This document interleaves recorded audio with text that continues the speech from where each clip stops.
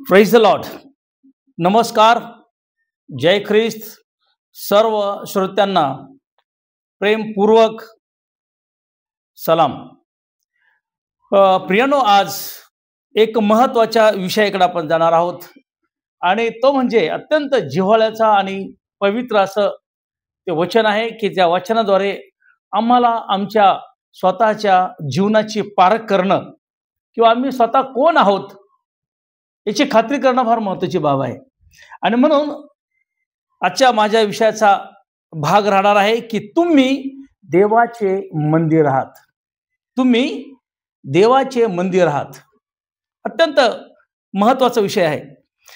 प्रेम, या ठिकाणी मी पाहतो की जगामध्ये आज जवळपास 80% लोक वेगवेगळ्या माध्यमातून आपलं जीवन जगत आहेत. ते कोणचे माध्यम आहेत आपण ते खाली पाहणार आहोत. आणि आपल्या शरीराचा, आपल्या आत्म्याचा आणि आपल्या जीवनाचा नाश करून घेत आहेत. ते कसा करतात आपण ते देखील पाहणार आहोत. बरेच लोक स्वतःला फार धार्मिक समजतात, नीतिमान समजतात आणि बरेच लोक आम्ही जगामध्ये पाहतो की साधू आहेत, संत आहेत, पाद्री आहेत, रेव्हरंट आहेत, पाळक आहेत, बिशप आहेत, वडीलधारी मंडळी आहेत, सुवार्थिक आहेत. असे बरेच देवाचे सेवक सेविका जगामध्ये आहेत, व्यक्तिमत्व जगामध्ये आहेत. बरेच असे आहेत की वाईट असे व्यसनं करत आहेत आणि ती व्यसनं म्हणजे बिडी, सिगारेट, गांजा, बार, गुटखा, तंबाखू, चरस, व्हाईटनर आणि दारूबाजी, वेगवेगळ्या प्रकारची तंबाखू, अशा वाईट अशा प्रकारच्या गोष्टीने आपल्या जीवनाचा, शरीराचा आणि आत्म्याचा नाश करून घेत आहेत. आणि या सुंदरशा देवाने निर्माण केलेल्या मंदिराचा समूळ नाश करत आहेत. आम्ही तिसरी गोष्ट जर या ठिकाणी पाहिली की व्यभिचार, जारकर्म, लबाडी, चोरी, खून खराबी, एकमेकाला फसवेगिरी, लुटालूट, जाळपोळ, भांडण, तंटा, क्रोध आणि वेगवेगळ्या प्रकारच्या माध्यमातून आम्ही पाहतो की ती लोक, ती माणसं स्वतःचं जीवन नष्ट करण्याचा प्रयत्न करत आहेत. शरीराचा नाश करण्याचा प्रयत्न करत आहेत, आत्म्याचा नाश करण्याचा प्रयत्न करीत आहेत. प्रियानो, मी या ठिकाणी जर पाहिलं की मी स्वतः एक व्यसनी होतो आणि मला देखील खूप वाईट अशा प्रकारचा बार, गुटखा, तंबाखू, बिडी, सिगारेट याचा छंद मला होता. जोपर्यंत मला ख्रिस्त माहिती नव्हता, जोपर्यंत मला सत्य माहीत नव्हतं, जोपर्यंत मला खरं जीवन माहीत नव्हतं, खरा माझा अभ्यास त्या ठिकाणी मला पवित्र बायबलचा नव्हता आणि मी एक भरकटलेल्या जीवनामध्ये मी जगत होतो. लक्षात घ्या, पण ज्या वेळेस मला खरं बायबल समजलं, खरं वचन समजलं, खरं सत्य समजलं, खरं येशू समजला, खरं चांगले विचार मला समजले, त्यावेळेस मात्र माझ्या जीवनातील एक एक एक एक अशा प्रकारचे व्यसन गेले आणि मला एक चांगल्या प्रकारचे जीवन मला प्राप्त झालं. आज मी जवळपास 38 वर्ष झालेली आहेत की सर्व व्यसन सोडून आणि प्रभूच्या सेवेमध्ये मी आज कार्य करत आहे. प्रियानो, या ठिकाणी पाहणार आहोत की पवित्र बायबलमध्ये जे वचन आज आम्ही ऐकलेलं आहे की तुम्ही देवाचे मंदिर आहात. तुम्हाला प्रश्न पडला असेल की मंदिर कसं होऊ शकतं, मंदिर म्हणजे काय, हे आपण पाहणार आहोत. नेमकं मंदिर, कोणचं मंदिर आपण पाहणार आहोत. मग मंदिराकडे पाहण्याची भावना, मंदिराकडे पाहण्याचा दृष्टिकोन कसा असतो, मग ते कोणते मंदिर आहेत, कोणत्या मंदिराविषयी आपण पाहत आहोत, ह्या गोष्टीकडे आपण लक्ष देणार आहोत. पुढे पाहणार आहोत आपण. त्यातल्या त्यात रागाचे 2 प्रकार आहेत. संगीतमय राग म्हणणार नाही मी, दैहिक राग, आत्मिक राग, याकडे आपण जाणार आहोत की दैहिक रागाने काय होतं आणि आत्मिक रागाने, सात्विक रागाने काय होतं. लक्षात घ्या प्रियानो, आज मंदिरात कशाची उपासना होत आहे. मंदिर तर आहे, म्हटलेलं आहे तुम्ही देवाचे मंदिर आहात. आणि मग ह्या मंदिरात कशाची उपासना होत आहे त्याकडे आपण पाहणार आहोत. देव हाताने बांधलेल्या मंदिरात राहत नाहीये. पवित्र बायबल आम्हाला सांगत आहे देव हाताने बांधलेल्या मंदिरात नाही, मग देव कोणत्या मंदिरात राहतो ते आपण पाहणार आहोत. देवाने बांधलेले मंदिर याचं शुद्धीकरण कधी होतंय का? ते कधी शुद्ध केलं जातंय का? ते कधी साफ केलं जातंय का? ह्याही गोष्टीकडे आम्ही आज विचार करणार आहोत प्रियानो. म्हणून बायबलमध्ये करिंथकराचं पुस्तक याचा पहिले करिंथ याचा 3रा अध्याय आणि वचन आहे 16 आणि 17. मी वाचतो, लक्ष द्या. तुम्ही देवाचे मंदिर आहात आणि तुम्हामध्ये देवाचा आत्मा वास करतो हे तुम्हास ठाऊक नाही काय? प्रश्नचिन्ह आहे. जर कोणी देवाच्या मंदिराचा नाश करतो तर देव त्याचा नाश करेल, कारण तुम्ही देवाचे पवित्र मंदिर तेच तुम्ही आहात. हालेलुया. आणि म्हणून प्रिय या ठिकाणी मी पाहणार आहोत की आम्ही देवाचे पवित्र मंदिर आहोत, असं पवित्र बायबल आम्हाला सांगत आहे. मग मंदिर म्हणजे काय याकडे आपलं लक्ष आपण देणार आहोत. माझा पहिला पॉइंट आहे, मंदिर म्हणजे काय आणि मंदिराकडे पाहण्याची भावना, मंदिराकडे पाहण्याचा दृष्टिकोन हा कसा आहे, फार महत्वाचं लक्षात घ्या. अहो, चर्च, देऊळ, मंदिर, मस्जिद, गुरुद्वारा, मठ, धार्मिक स्थळ याच्याकडे ज्यावेळेस आम्ही जातो ना, आम्हाला रस्त्याने चालता चालता एखादं मंदिर दिसलं, देऊळ दिसलं तर आम्ही असं करतो, आम्ही असं दंडवत करतो, आम्ही लीन आणि नम्र होतो आणि एक धार्मिक स्थळ त्याकडे पाहून आमचं हृदय अत्यंत भारावून जातं. लक्षात घ्या प्रियनो. आणि आम्ही त्या मंदिराला हे समजतो की त्याच्यामध्ये देव आहे, आम्ही झुकून सलाम करतो, झुकून नमस्कार करतो. अत्यंत महत्वाचं आहे, चुकीचं नाहीये. परंतु प्रियनो, मी या ठिकाणी पाहणार आहोत की हा जो शब्द आहे की तुम्ही देवाचं मंदिर आहात, हे विशिष्ट व्यक्तीसाठी नाहीये, हे विशिष्ट जाती, धर्म, पंथ, वंशासाठी नाहीये, हे विशिष्ट लोकांसाठी नाहीये. गरीब, श्रीमंत, भिकारी, दरिद्री, करोडपती, ज्ञानी, पंडित, लक्षात घ्या. आणि श्रीमंत तर आहेतच आहे, परंतु या ठिकाणी मी पाहतो की शिक्षक, पदवीधर, विचारवंत या आणि सर्व व्यक्तींसाठी हा शब्द लागू पडतो. सर्व, तुम्ही म्हटल्यानंतर सर्व आलेले आहेत.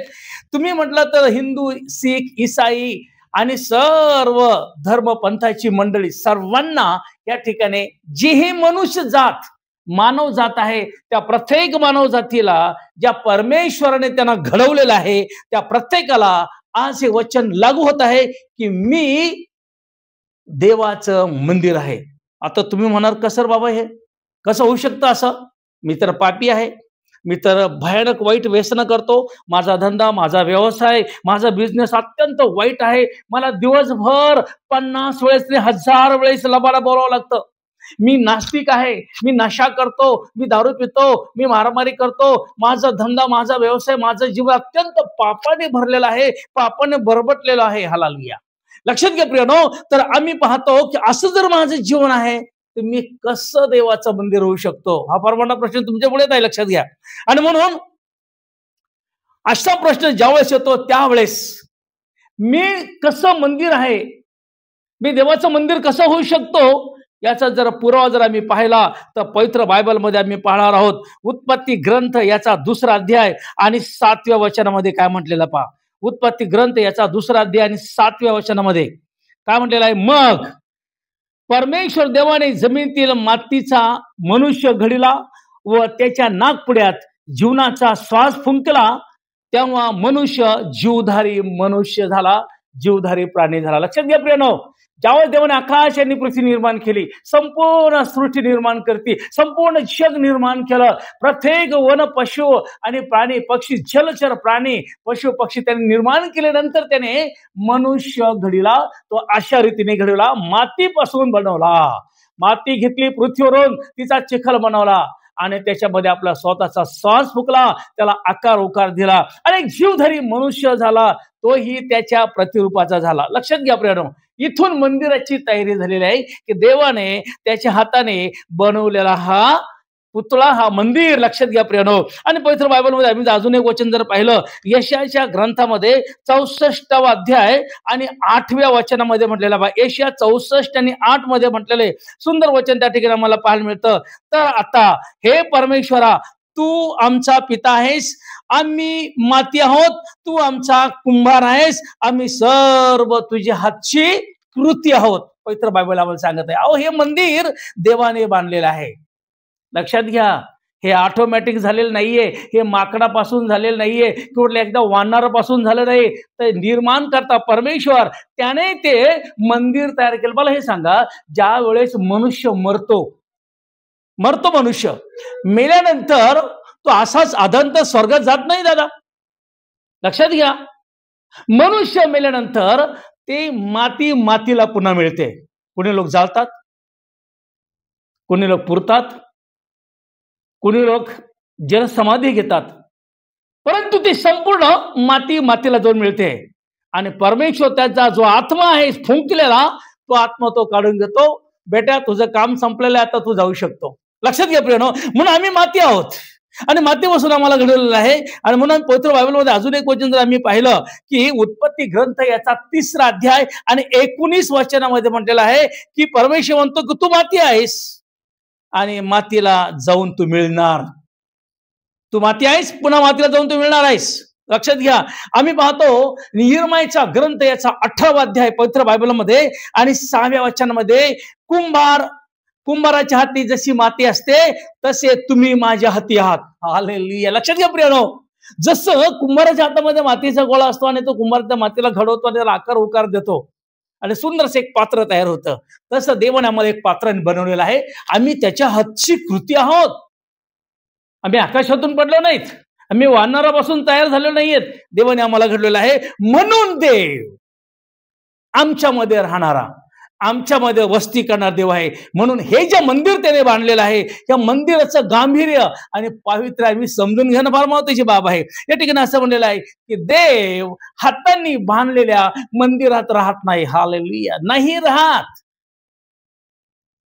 जे हाताने विटा, माती, सिमेंट यांनी बांधलेलं मंदिर आहे ना, त्याने त्या मंदिरात तो राहत नाहीये. लक्षात घ्या प्रियनो. आता मग तुम्ही म्हणणार की मग हे जे मंदिर बांधलेले आहेत, मग ह्या मंदिराचं काय? लक्षात घ्या प्रियनो, हे जे मंदिर आहेत ना, हे मंदिर आमचं उपासनेचं ठिकाण आहे. हे मंदिर आमचं आराधना भक्ती करण्याचं ठिकाण आहे. हे मंदिर आम्हाला जे बांधलेलं आहे, हे मंदिर गुडघे टेकण्याचं, एक नामस्मरण करण्याचं ठिकाण आहे. देवाला आरुळी मारण्याचं ठिकाण आहे. आमचं पाप कबूल करण्याचं ठिकाण आहे. आम्हाला आशीर्वाद प्राप्त करून घेण्याचं ठिकाण आहे. ते मंदिर देवाची उपासना, आराधना, स्तुती आणि स्तवन करण्याचं ते ठिकाण आहे. अत्यंत पवित्र आणि सन्माननीय. परंतु हे जे मंदिर त्याने बांधलेलं आहे, हे मंदिर अत्यंत महत्वाचं आहे की ह्या मंदिरामध्ये देवाचं वास्तव्य असतं कायमस्वरूपी. लक्षात घ्या. मग ह्या मंदिरामध्ये नेहमी घाण होऊ देणं हे बरोबर नाही. पहा, आमचं घर आम्हाला जेव्हा साफ करायचं असतं त्यावेळेस आम्ही 4 वेळेस आमचं घर साफ करतो. बरोबर आहे की नाही? आमच्या घरामध्ये कुठं घाण जळमटे असते तर आम्ही पटकन काढून टाकतो. तर प्रियानो, आम्ही मंदिर, आमचं घर जसं आम्ही स्वच्छ ठेवतो तसे हे मंदिर देखील आम्ही स्वच्छ ठेवणं फार गरजेची बाब आहे. होतं काय माहिती का, हे मंदिरामध्ये भयानक घाण आहे, ती आम्ही काढतच नाहीये. आणि मग ती घाण म्हणजे पहिली गोष्ट, आम्हाला राग खूप येतो. आणि मग जेव्हा राग येतो प्रियानो, मग तो राग म्हणजे संगीत नाही बरं का. नाही तर तुम्ही म्हणाल की संगीताचा म्हणजे एक स्वरांचा विशेष प्रकारचं एक रचना, तसं नाहीये. म्हणजे ते कसं भैरवी झालं, त्याच्यानंतर तुमचा मेघ झाला, तुमचा मल्हार, सारंग वगैरे विहार, आणि त्या ठिकाणी मी पाहतो की असे वेगवेगळ्या प्रकारचे संगीतमय जे काही अलंकार आहेत, ते संगीत नाही बरं का, ते संगीत नाहीये. राग म्हणजे एक संताप आणि क्रोध आमच्यामध्ये नेहमी असतो. अहो, ज्या माणसाला राग येत नाही तो माणूसच नाही. राग येणं हे फार महत्वाचं आहे. म्हणून राग येणं हा माणसाचा गुणधर्म आहे, लक्षात घ्या. परंतु तो राग आमच्यामध्ये 2 प्रकारचा असतो, लक्षात घ्या. फार महत्वाचं आहे. मंदिर घाणेरडं करण्याचं एकच कारण आहे की आमच्यामध्ये जो राग आहे, ते राग आमच्या मनामध्ये असल्यानंतर हे मंदिर ऑटोमॅटिकली घाण होतं आणि अस्वच्छ होतं. लक्षात घ्या. आमचा 3 मिनिटाचा राग आमचं आयुष्य बर्बाद करून टाकतं. लक्षात घ्या. 3 मिनिटाचा राग. बरीच मंडळी 3 मिनिटाच्या रागामध्ये आज जेलमध्ये आयुष्य भोगत आहेत. 3 मिनिटाच्या रागामध्ये कोणाची तरी आत्महत्या झालेली आहे. 3 मिनिटाच्या रागामध्ये कोणाचा तरी संसार बरबाद झालेला आहे. मिनिटाचा राग अत्यंत वाईट आहे, लक्षात घ्या. म्हणून हा एक सैतान आहे. राग म्हणजे फार मोठा सैतान आहे. आणि म्हणून पाहतो प्रियाला मी पवित्र बायबलमध्ये की उत्पत्ती 4 आणि 8 मध्ये देखील पाहतो आम्ही, ज्या वेळेस परमेश्वराने पहिल्याच मानवाला म्हणजे काईन आणि हबेलाला सांगितलं की माझ्या मंदिरामध्ये अर्पण पाहिजे, माझ्या मंदिरामध्ये एक काहीतरी तुम्ही देणगी पाहिजे आणि तुम्ही ती आणा, आणि म्हणून ते अर्पण आणण्यासाठी सांगितल्यानंतर जो मोठा भाऊ आहे काईन, आदाम आणि हव्याची जी मुलं, जे काईन आहे तो काईन अगदी देवाला म्हणजे आणलं ते मनापासून आणलं नाही, एक भाग पडते म्हणून आणून ठेवलेला आहे देवाच्या विधीसमोर पवित्र मंदिरामध्ये, आणि तो निघून गेला. मनातून नाही आणलं, आणायचं म्हणून आणलं कारण देवाने सांगितलं आनंदीने आणलेलं आहे, परंतु प्रियानो देवाने ते मान्य केलेलं नाही. परंतु हबेल नावाचा जो आहे छोटा मुलगा, छोटा भाऊ, त्याने सुंदर रीतीने गुटगुटून एक कोकरू आणलं आणि परमेश्वराच्या मंदिरात ठेवलं. परमेश्वराने हबेलाचं अर्पण स्वीकारलं, काहीनच नाही, मोठ्याचं नाही, कारण त्याने मनातून अंतःकरणातून आणलेलं नव्हतं म्हणून ते स्वीकारलेलं नाहीये. आणि म्हणून त्या काईनाला वाटलं, अरे बापरे, माझं अर्पण स्वीकारलं नाही परमेश्वराने, हबेलाचं अर्पण स्वीकारलं. प्रियानो, त्या तिरस्कारामुळं, त्या रागामुळं, त्या मत्सरामुळं हबेलाचा त्या ठिकाणी त्याने एका फटक्यात खून केला. ते रक्त परमेश्वराकडे ओरडत गेलं, ते पाप परमेश्वराकडे ओरडत गेलं आणि विचारलं, काईना तुझा भाऊ कुठे आहे? तो म्हणतो, मी का त्याचा राखा नाही का? लक्षात घ्या प्रियानो, या गोष्टी आम्ही पाहतो की रागामुळं अशा पद्धतीने त्या ठिकाणी सैतान कार्य करतो आणि जीवनाचा नाश करतो, हे मंदिर घाणेरडं करून टाकतो. आणि पवित्र बायबलमध्ये परवानगी दिली बरं का रागाला. एफिस 4 आणि 26 आणि 27 मध्ये परवानगी दिलेली आहे. काय म्हणलेलं पवित्र बायबलमध्ये? एफिस 4 अध्याय आणि 26-27 मध्ये, तुम्ही रागवा परंतु पाप करू नका आणि तुमचा राग मावळतीपर्यंत जाऊ देऊ नका, आणि रागवले असते तुम्ही सैतानला वाव देऊ नका. तो सैतान राग नाश करणारा, उद्ध्वंस करणारा, आमच्यामध्ये एक वाईट अशा प्रकारचं जीवन विस्कळीत करणारा, त्या रागाला, त्या सैतानला आमच्या घरामध्ये, कुटुंबामध्ये, तुमच्या हृदयामध्ये त्याला वाव देऊ नका. रागवा हो तुम्ही, पण सैतानला तुमच्या कुटुंबामध्ये वाव देऊ नका, तुमच्या देहामध्ये, शरीरामध्ये वाव देऊ नका. तो राग कवटाळून बसू नका. तो राग जास्त 1-1 महिना, 2-2 महिने, 3-3 महिने तुमच्या डोक्यामध्ये, मनामध्ये ठेवू नका. तो राग सायंकाळी 6 वाजल्याबरोबर तुमचा राग संपला पाहिजे, असं पवित्र बायबल सांगते. राग लहान बाळाला पण येतो, राग तरुणांना, तरुणीला, वृद्ध, माता, भगिनी, ज्ञानी, पंडित, सगळे जे कोणी असतील मानव, त्यांना राग येतो. परंतु बायबल सांगत आहे की तुम्ही रागवा, त्यावेळेस तुमचा राग हा सायंकाळी 6 पर्यंत संपला पाहिजे, तर तो खरा मनुष्य आहे, तो खरा व्यक्ती आहे. परंतु राग जर आम्ही 1-1 महिना कवटाळीत बसू, 15-15 दिवस आम्ही अन्न खाणार नाही, ती म्हणते मी खाणार नाही, हा म्हणतो मी खाणार नाही, असे म्हणतात. पण नवरा ज्यावेळेस कामाला जातो तो हॉटेलमध्ये भरपूर खातो, आणि बायको घरी म्हणते की मी खाणार नाही, तो बाहेर पडताची भजे तळायला सुरुवात करते, चांगलं चांगलं खायला सुरुवात करते, आणि एकमेकाला दाखवतात की आम्ही राग धरला, आम्ही खात नाही. हा प्रियनो एक प्रकार जो आहे एकमेकाला फसवणेगिरीचा आहे, लक्षात घ्या. त्याच्यातून आमच्या घरामध्ये महिना 2-2 महिने राग जात नाहीये. प्रिय असं असेल तर त्या घरामध्ये शांती राहणार नाही, अशांती राहणार नाही. म्हणून राग आमच्या जीवनातून काढून टाकणं फार गरजेची बाब आहे, कारण त्यामुळं हे मंदिर आहे ना, हे मंदिर हे घाण होतं आणि या मंदिरामध्ये सगळा वास येण्याचा प्रयत्न होतो. प्रियानो, राग नेहमीच वाईट नसतो बरं का.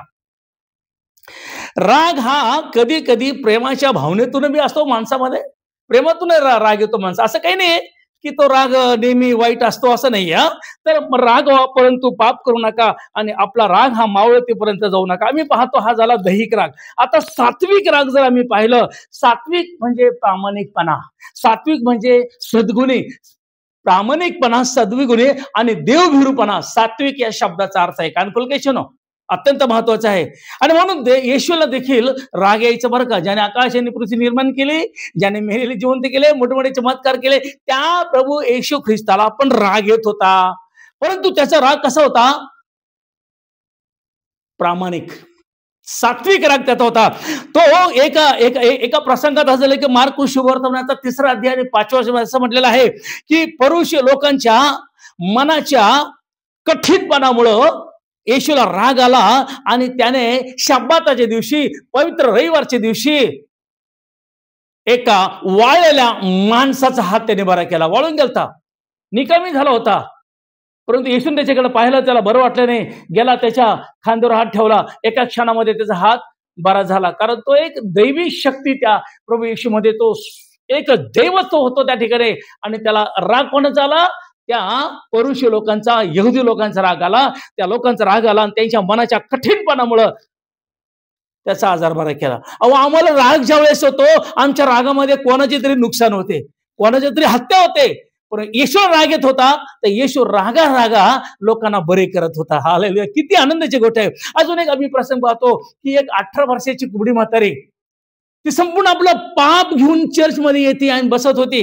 मंदिरामध्ये येऊन देवाची आराधना उपासना करत होती. मोठं पापाचं गठुडं घेऊन येत होती आणि त्या कुबड्यापणामुळं ती अगदी झिरून झिरून चालली, संकटामध्ये होती.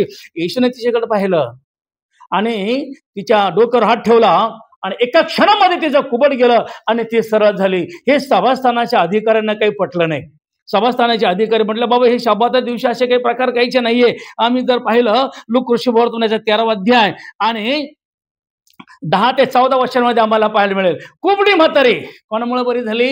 येशूला राग आला त्या सभास्थानाच्या अधिकाऱ्यांचा आणि त्या रागाच्या भारात तिला बरं केलं. अरे, येशूला राग येत होता ना, तर येशू रागामध्ये लोकांना बरे करत होता. लोकांचे आजार जात होते, लोकांना नवीन जीवन मिळत होतं, लोकांना आशीर्वाद मिळत होते. आज आम्हाला राग येतोय ना, तर आम्ही कोणाचे तरी नुकसान करतो, कोणा तरी बरबाद करून टाकतो. प्रियानो, हा आमचा सैतानी राग आहे. म्हणून आज या मंदिरामध्ये कशाची उपासना आहे? कसली उपासना आहे मंदिरामध्ये? आज या मंदिरामध्ये कसली आराधना चालू आहे? या मंदिरामध्ये कसली भक्ती चालू आहे? हा विचार आम्ही केला पाहिजे. या मंदिरामध्ये काय चालू आहे? गलती करायचा पुस्तकाचा 5वा अध्याय आणि 19 ते 21 वचनामध्ये म्हटलेलं आहे की चार कर्म, व्यभिचार, दारूबाजी, रंगेलपणा, भांडण, तंटा, पक्षपात, रंगेलपणा म्हटलं की असंख्य प्रकारचे त्या ठिकाणी वाईट जगिक घाणेरड्या गोष्टी आलेल्या आहेत. वाईट अशा प्रकारचे व्यसन आलेत, ड्रग्ज आला, अशुद्धपणा आला. लक्षात गेलं, ह्या गोष्टी ह्या मंदिरामध्ये चालू आहे. याची उपासना सकाळपासून तर संध्याकाळपर्यंत हीच आराधना चालू आहे मंदिरामध्ये. आम्ही जे हाताने बांधलेलं मंदिर आहे ना, त्यामध्ये तिथे देवाची उपासना चालते, देवाची भक्ती चालते, टाळा वाजवल्या जातात, पखवाद वाजवला जातो, आनंदाने गाऊन नाचून भक्ती होते. आणि ह्या मंदिरात मात्र रोज आणि रोज दारूबाजी, रंगेलपणा, भांडण, तंटा, व्यभिचार, झाडकर्म याची उपासना चालू असते. मंदिर अशाने घाण केलेलं आहे, त्या मंदिराचा नाश होत आहे. त्या मंदिर असं त्यामधून वास येत आहे. प्रियानो, पवित्र बायबल मध्ये आम्ही पाहिलं तर त्या ठिकाणी असं म्हटलेलं आहे, जे अन्न नव्हे त्याकरता तुम्ही दाम का देता? जे अन्न नव्हे, दारू आणि व्यसन किंवा तंबाखू, बीड, सिगारेट, ड्रग्ज अन्न नाहीये, त्याच्यासाठी तुम्ही पैसा कशाला देता? आणि ज्यांनी तुमची तृप्ती होत नाही त्याच्यासाठी तुम्ही श्रम का करता? हे ज्या गोष्टी आज पवित्र बायबलमध्ये आम्ही पाहतो, यशाचा 95 अध्याय आणि 2 आणि 3 मध्ये असं म्हटलेलं आहे की जे खाण्याजोगं ते अन्न नाहीये, दारू, रंगेलपणा, पार, गुटखा, तंबाखू, व्यसन, हे जर अन्न नाहीये त्याच्यासाठी पैसा देऊ नका, पवित्र बायबल सांगत आहे. आणि तेच आम्ही नेमकं करतो, आमच्या शरीराचा नाश करून घेतो. आम्ही पाहतो की आम्ही ज्यांनी आमची भूक भागत नाहीये त्यासाठी आम्हाला कष्ट करायचे नाहीये. पवित्र बायबल सांगत आहे, पवित्र बायबल पुढे असे म्हणत आहे की तुम्ही माझं लक्षपूर्वक काय का देव म्हणतो आणि काय करा की उत्तम ते खा, उत्तम ते खा. अरे नाही, काजू आणि बदाम आम्ही खाऊ शकत, तर आम्ही शेंगदाणे खाऊ शकतो. आमच्या शरीरासाठी आम्ही काजू, बदाम, पिस्ते आम्ही खाऊ शकतो. आमचं शरीर पौष्टिक अन्नाने आम्ही तृप्त करू शकतो, लक्षात घ्या, परंतु वाईट गोष्टीने नाही. म्हणून जर तुमचा जीव वाचवायचा असेल तर तुम्ही उत्तमातलं उत्तम खा. लक्ष द्या, कान द्या, माझ्याकडे या आणि तुमचा जीव या सर्व पौष्टिक पदार्थाने शांतीने तृप्त होईल, असं देवाचं वचन लक्षात घ्या. म्हणून आम्ही आमच्या ह्या मंदिराची काळजी घेणं अत्यंत गरजेची बाब आहे. प्रियानो, मी पाहतो की पवित्र बायबलमध्ये माझा शेवटचा पॉईंट या ठिकाणी असा राहील प्रियानो, की शरीर रूपी मंदिर हे शुद्ध करणं गरजेची बाब आहे. आम्ही आमचं घर आहे ना 4 वेळेस साफ करतो. सकाळी साफ करतो, दुपारी साफ करतो, संध्याकाळी साफ करतो. लक्षात घ्या, आम्ही आमचं घर नेहमी साफ करतो, परंतु हे मंदिर आम्ही कधी साफ केलंय का? लक्षात घ्या प्रियानो, ज्यावेळेस प्रभू येशू ख्रिस्त मंदिराचं शुद्धीकरण करतो, ज्या मंदिरामध्ये, ज्या चर्चमध्ये, ज्या देवळामध्ये बाजार मांडलेला असतो, कबूतर आलेले असतात, जनावर त्या ठिकाणी आहेत, वेगवेगळ्या प्रकारचे अन्न पदार्थ त्या ठिकाणी विकले जातात आणि त्या ठिकाणी इतका बाजार त्या मंदिरामध्ये असतो. लक्षात घ्या प्रियानो, त्यावेळेस येतो येशू हातामध्ये काय घेतो, कोरडा घेतो, चाबूक घेतो, खण मारतो आणि सगळ्यांना बाहेर हाकलून देतो, सगळे घाण बाहेर काढतो. प्रियानो, लक्षात घ्या प्रियानो, आज ह्या मंदिरामध्ये अशाच प्रकारचा बाजार झालेला आहे. या मंदिरामध्ये अशाच प्रकारची घाण आहे. परंतु ज्यावेळेस येशू येईल त्यावेळेस तो मंदिर साफ करेल आणि येशूकडे मी जातो, भक्ती आराधना उपासना करतो, देव आमच्या जीवनातील सगळी घाण काढून टाकतो. लक्षात घ्या प्रियानो. म्हणून पवित्र बायबलमध्ये यशायाच्या ग्रंथामध्ये 52वा अध्याय आणि 11 वचनामध्ये म्हटलेलं आहे की निघा, येथून निघा, अशुद्ध वस्तूला शिवू नका, निघा परमेश्वराची पात्रे वाहणाऱ्यांनो तुम्ही आपले हृदय, आपलं अंतःकरण शुद्ध करा. लक्षात घ्या प्रियानो, आज आमचं अंतःकरण शुद्ध करण्याची गरज आहे. म्हणून देवाच्या मंदिराचा मूर्ती बरोबर कसा मेळ बसेल असं वचन आहे. देवाच्या मंदिराचा मूर्तीबरोबर मेळ बसणार नाहीये. आणि म्हणून हे जे काय घाणेरडे जीवन आमच्यामध्ये, वाईट व्यसन, वाईट जीवन जे आहे, वाईट घाणेरड्या गोष्टी, हे सगळं आम्हाला बाहेर काढायचं प्रियानो. आणि हे मंदिर आम्हाला जास्तीत जास्त स्वच्छ आणि पवित्र कसं ठेवता येईल, हे मंदिर अत्यंत महत्वाचं आहे.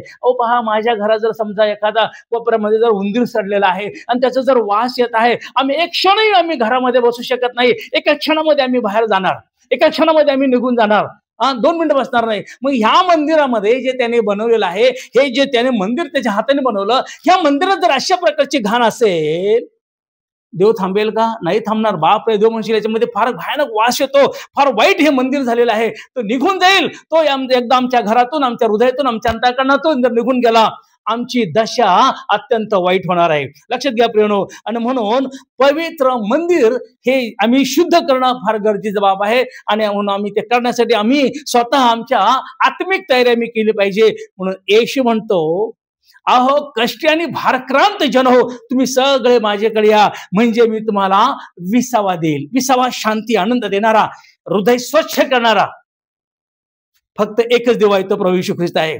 लक्षात घ्या प्रियानो, पवित्र बायबलमध्ये आमचं हृदय, आमचं मंदिर साफ करण्यासाठी, नव्याने उभारण्यासाठी देवाची इच्छा आहे. परंतु आम्ही काय केलं पाहिजे माहितीये का? योग 22 आणि 23 मध्ये काय म्हटलेलं आहे? तू सर्व सामर्थ्याकडे वळालास, मानवा तू सर्व सामर्थ्याकडे वळालास, आत्म्याने, खरेपणाने, देवभूपणाने वळालास. आपल्या डेऱ्यातून, आपल्या हृदयातून, आपल्या अंतःकरणातून अधर्म जर तू दूर केलास, तर परमेश्वर म्हणतो मी तुझी नव्याने उभारणी करेल.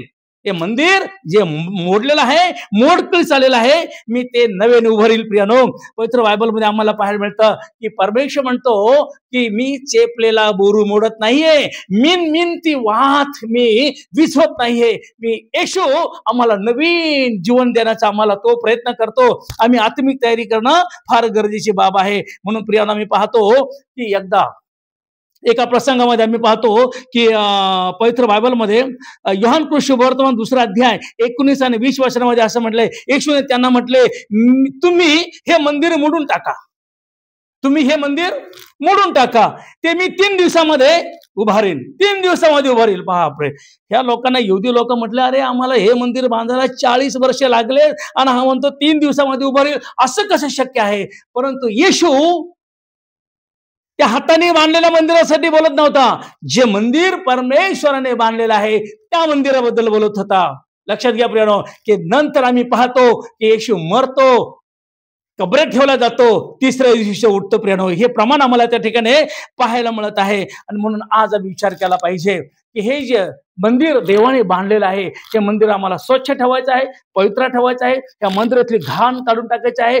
जर आम्ही हे मंदिर स्वच्छ केलं तर परमेश्वराचा आत्मा आमच्यामध्ये येईल, आम्हाला आशीर्वादित करेल, आमचं कुटुंब आशीर्वादित करेल. मी शेवटचं उदाहरण तुम्हाला देईल प्रियानो, अत्यंत महत्वाचं आहे. उधळा पुत्र जो आहे पवित्र बायबलमध्ये, की लूक शुभवर्तमानाचा 15वा अध्याय आणि 11 ते 32 वचनामध्ये, एका बापाला 2 मुलं असतात, लहान आणि मोठा. लहाना बापाला म्हणतो की बाबा माझी जे प्रॉपर्टीचा अर्धा हिस्सा मला वाटून द्या, मला माझा हिस्सा पाहिजे. कायद्याप्रमाणे, सामाजिक रीतीने बाप त्याला अर्धा हिस्सा देऊन टाकतो. तो लहान मुलगा तो हिस्सा घेतो, पैसा घेतो आणि दूर दिशे निघून जातो. तो त्या ठिकाणी पैसा खर्च करतो, कसबीनी बरोबर इकडे तिकडे घाणेरड्या गोष्टी करतो आणि कालांतराने तो पैसा संपतो. याच्या अंगावर एक कपडे नसतात, याला आंघोळीला पाणी नसतं आणि याला कुठं काही मिळत नाही, खाण्यापिण्या वाचून उपासमार होती. मग तो प्रत्येक ठिकाणी त्या देशामध्ये दूर देशामध्ये काम पाहतो, धंदा पाहतो, व्यवसाय पाहतो, कुठे त्याला काम मिळत नाही. परंतु एका ठिकाणी तो ज्यावेळेस जातो त्यावेळेस तो एक मालक म्हणतो की बाबा माझ्याकडे काम नाही, ते डुकर तुला चारावं लागतील. आणि म्हणतो ठीक आहे, माझं पोट भरणं गरजेची बाब आहे. आणि मग तो ते डुकर चारण्याचा तो धंदा करतो किंवा त्या ठिकाणी तो काम करतो. डुकरांना जे टलकर शेंगाचे टाकले जात होते, असे अंथरला जात होते, त्यांची सुशी त्या ठिकाणी पडत होती, त्यातले ते शेंगदाणे खायचे आणि आपलं जीवन जगायचं. असं बरेच दिवस चाललं. आणि मग तो म्हटला, अरे बापरे, माझ्या बापाच्या घरी तर अन्न पाण्याची रेलचेल आहे. नौकर लोक किती अन्न पाणी खातात आणि किती त्यांच्यामध्ये अगदी शंगळ त्या ठिकाणी आहे. पश्चाताप केला. एक दिवस मी माझ्या बापाकडे जाईल, म्हणेल बाबा मी तुमच्या विरुद्ध आणि स्वर्गविरुद्ध पाप केलं, मला क्षमा करा. एकदा नाही, कितीतरी दिवस त्याने तो पश्चाताप केला. आणि पश्चाताप करून तो जातो, केस वाढलेले, कपडे फाटलेले, अंगाचा वास त्या डुकरांमध्ये राहून आणि अशा घाणेरड्या स्थितीमध्ये ज्यावेळेस तो बापाकडे जातो, पश्चाताप करून जातो, देवा माझा स्वीकार कर. हृदयामध्ये एकच धास, देवा माझा स्वीकार कर, पित्या माझा स्वीकार कर. म्हणून तो पश्चातापी हृदयाने तो जातो. ज्यावेळेस बाप त्याला लांबूनच पाहतो, अरे बाप रे, माझा मुलगा आला, जो मेला तो जिवंत झाला, जो हरवला तो सापडला. आणि बाप त्याला कुरवळतो, त्याला मिठी घालतो. त्याच्या इतक्या घाणेरड्या चेहऱ्याचा आणि त्या अंगाचा तो वास येत असताना त्याच्या मुख्य घेण्यासाठी थांबत नाही. तो म्हणतो, नोकर जा, माझ्या लेकरासाठी एक वासरू कापा, जेवण करा, मांडव, बँड. एकदम त्या ठिकाणी आवाज चालू आहे. आणि मोठा मुलगा येतो, हे काय चालय, नोकरला विचारतो, हे काय चालू प्रकार. म्हणजे तुमचा जो भाऊ आहे तो मेला होता, तो जिवंत झाला आणि हरवला, तो सापडला, असे वडील म्हणतात. आणि म्हणून त्या ठिकाणी मोठा कार्यक्रम चालू आहे. बाप म्हणतो, माझ्या मुलाला एक अंगुठी आणा, एक झगा आणा, त्याला पायतन आणा, त्याला घाला, आंघोळ घाला, स्वच्छ करा. बापाने स्वीकार केला. बाप असं नाही म्हटला, अरे तू मला किती लुटलंस, तू माझा किती पैसा घेऊन गेलास, मला तू बर्बाद करून टाकलास, तूही बर्बाद झालास. एखादा बाप असता तर त्याला हाकलून दिलं असतं, पण ह्या बापाने स्वीकार केला. प्रियनो, आमचा बाप आमचा परमेश्वर आहे, आमचा प्रभू येशू ख्रिस्त आहे. आम्ही जेव्हा लीन नम्र होतो आणि पश्चातापी अंतःकरण करतो, देवा मला क्षमा कर, आम्ही रडतो, देवाकडे आक्रोश करतो, पश्चातापी हृदय घेऊन जातो प्रियनो. आणि हे हृदय आम्ही ज्यावेळेस देवाला स्वच्छ करतो, देवाकडे जातो, देव आमचा स्वीकार करतो. लक्षात घ्या प्रियनो. म्हणून हे जे मंदिर देवाने बांधलेलं आहे, या मंदिराचा आम्हाला नाश करायचा नाहीये, या मंदिराचा आम्हाला पावित्र्य टिकून ठेवायचं आहे, जेणेकरून परमेश्वर आम्हाला आशीर्वादित करेल. आमचं जीवन, आमचं हे मंदिर, आमचं कुटुंब, आमचा परिवार, आमचा देश, आमचं राष्ट्र आशीर्वादित करेल. म्हणून तुम्ही देवाचे मंदिर आहात आणि तुमच्यामध्ये देवाचा आत्मा वास करतो. तुम्हाला माहित नाही का, जो कोणी त्या मंदिराचा नाश करेल, देव म्हणतो मी त्याचा नाश करेल. म्हणून कोणी या मंदिराचा आत्महत्या करायची नाही, कोणी स्वतःचा भोगसायचं नाही, कोणीही एकमेकाला मारायचं नाही. कारण आम्हाला या मंदिराचा नाश करण्याचा अधिकार नाही, आम्हाला केस देखील उपटण्याचा अधिकार नाहीये. हे मंदिर परमेश्वराने बनवलेलं आहे, हे मंदिराचा अधिकार फक्त त्याचा आहे. लक्षात घ्या प्रियनो. म्हणून हे मंदिराचे राखण, हे मंदिराचे ठेवण आम्ही चांगल्या प्रकारे ठेवूया. प्रत्येक संघ गुण्या गोविंदाने आम्ही, प्रत्येक संघ राग क्रोध आम्ही काढून टाकू. आनंदाने, प्रेमाने, प्रीतीने आम्ही एकमेकाला एका समवेतने राहण्याचा प्रयत्न करू, एकाग्रतेने राहण्याचा प्रयत्न करू, बंधू प्रीतीने आम्ही राहण्याचा प्रयत्न करू. कारण हे मंदिर देवाने बांधलेलं आहे. म्हणून या मंदिरामध्ये वास्तव्य फक्त आणि फक्त परमेश्वराचं असावं. हे करण्यासाठी देव तुम्हाला ज्ञान, बुद्धी, शक्ती आणि सामर्थ्य देव. God bless you.